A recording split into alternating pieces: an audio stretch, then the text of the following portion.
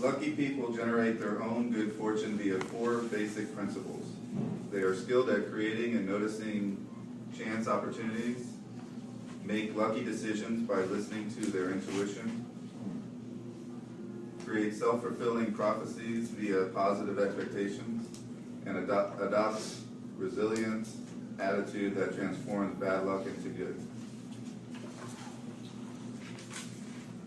Our next speaker will be reading a selection, not looking at the group, as she is addressing an unseen person.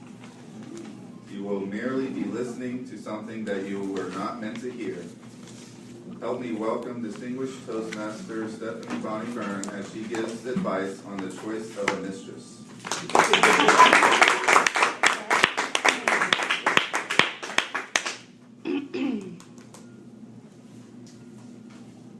In 1745, this wise man gave the following advice in a letter to his young friend who was resistant against matrimony. Fellow Toastmasters, Master Toastmaster, and guests, let's listen in. What's this in the post? Ah, a letter from my friend. Wonder what he's going to tell me now. To my dear friend, I know of no medicine fit to diminish the violent natural inclinations you mentioned. And if I did, I should not communicate it to you. Marriage is the proper remedy.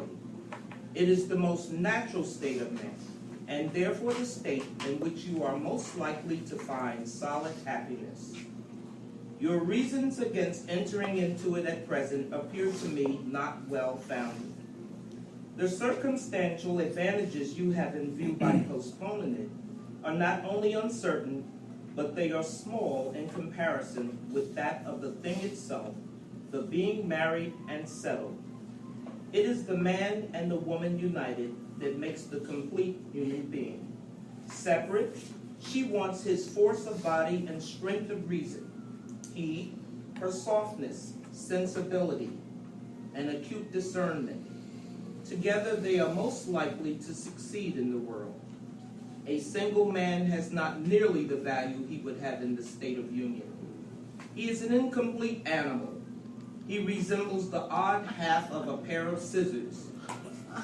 If you get a prudent, healthy wife, your industry and your profession will, with her good economy, will be a fortune sufficient.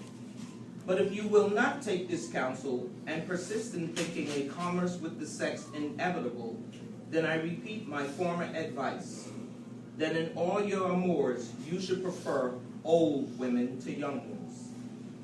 You call this a paradox and demand my reasons. They are these. 1. Because they have more knowledge of the world and their minds are better stored with observations. Their conversation is more improving and more lastingly agreeable. 2. Because when women cease to be handsome, they study to be good. To maintain their ascendancy over men, they supply the diminution of beauty by an augmentation of utility. They learn to do 1,000 services, small and great, and are most tender and useful of friends when you are sick. Thus they continue amiable. And hence there is hardly such a thing to be found as an old woman who is not a good woman, because there is no hazard of children, which irregularly produced may be attended with much inconvenience. Because through more experience they are more prudent and discreet in conducting an intrigue to prevent suspicion. The commerce with them is therefore safer with regard to your reputation, and with regard to theirs, if the affair should happen to be known. Considerate people might be rather inclined to excuse an old woman. An old woman would kindly take care of a young man, form his manners by her good counsel, and prevent his ruining his health and fortune among mercenary prostitutes. Because in every animal that walks upright, the deficiency of the fluids that fill the muscles appears first in the highest part. The face grows lank and wrinkled, then the neck, then the breasts and arms. The lower parts continuing to the last, as plump as ever, so that covering all above with a basket, and regarding only what is below the girdle, it is impossible of two women to tell an old one from a young one.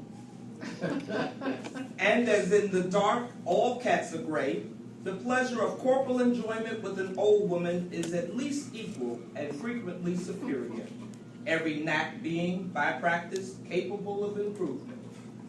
Because the sin is less, the debauching of a virgin may be her ruin and make her for life unhappy. Because the compunction is less, the having made a young girl miserable may give you frequent bitter reflection, none of which can attend the making an old woman happy. Eighth and lastly, they are so grateful. Thus much for my paradox, but still I advise you to marry directly, being sincerely your affectionate friend, Benjamin Franklin.